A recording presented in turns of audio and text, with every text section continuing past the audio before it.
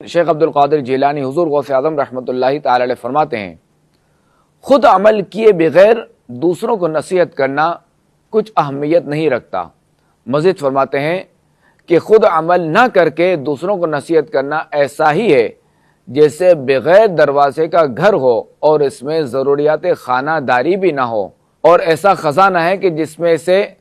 کچھ خرچ نہ کیا جائے، اور یہ ایسے دعوے کی طرح ہے کہ جس کا کوئی گواہ نہیں۔ ان نصیحت بھرے پھولوں کو سمجھانے کے لیے ایک مثال عرض کرتا ہوں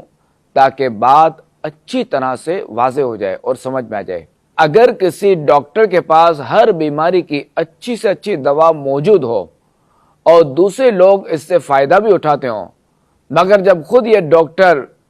کو وہ مرض لاحق ہو تو لاپرواہی سے کام لیتا رہے اور بالآخر جان سے ہاتھ دھو بیٹھے،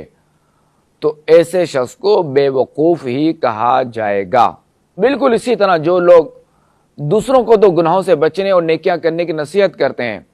مگر خود عمل کی کوشش نہیں کرتے، تو وہ بھی سراسر نقصان میں ہیں۔ اور یہ بات خاتم النبیین صلی اللہ تعالی علیہ وآلہ وسلم نے ہمیں سمجھائی ہے، جیسا کہ خاتم النبیین صلی اللہ تعالی علیہ وآلہ وسلم نے ارشاد فرمایا، کچھ جنتی لوگ جہنمیوں کی طرف جائیں گے تو ان سے پوچھیں گے تم جہنم میں کس وجہ سے داخل ہوئے؟ حالانکہ اللہ کی قسم ہم تو تمہاری ہی تعلیم سے جنت میں داخل ہوئے ہیں۔ تو وہ کہیں گے ہم جو بات کہا کرتے تھے اس پر خود عمل نہیں کرتے تھے۔ اچھا، یہ عرض کرتا چلوں کہ اس کا مطلب یہ نہیں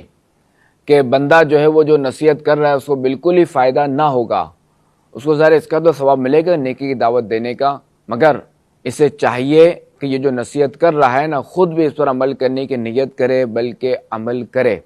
انشاءاللہ الکریم یہ نیت کرے گا، اللہ تعالیٰ سے دعا کرے گا تو اللہ تعالیٰ اس کے لیے آسانی فرما دے گا۔ تو خیر ہونا تو یہی چاہیے کہ بندہ اگر اپنی زبان میں تاثیر چاہتا ہے کہ اس کی نصیحت پر لوگ عمل کریں تو اسے چاہیے کہ خود بھی اس پر عمل کریں۔ اور اولیاء کرام کا، علماء کرام کا یہی طریقہ رہا ہے کہ جب بھی وہ کوئی مسئلہ بتاتے ہیں، کوئی معاملہ ہوتا ہے تو وہ پہلے وہ خود اس پر عمل کرتے ہیں، پہلے وہ خود وہ چیز شروع کرتے ہیں اور پھر جو ہے وہ دوسروں کو اس کی دعوت دیتے ہیں۔ اور ہاں، گناہوں سے بچنا وہ تو ذرا لازم ہے۔ اب اگر کوئی شخص معاذ اللہ خود گناہ میں ملوث ہے، خود گناہ کر رہا ہے، اب یہ سوچے کہ میں جو ہے وہ کسی اور کو گناہ سے نہ روکوں، تو یہ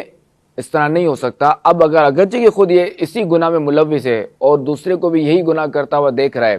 اور اس کا ظن غالب ہے کہ وہ شخص جو گناہ کر رہا ہے اگر میں اس کو روکوں گا، اس کو میں منع کروں گا، اس کو سمجھاؤں گا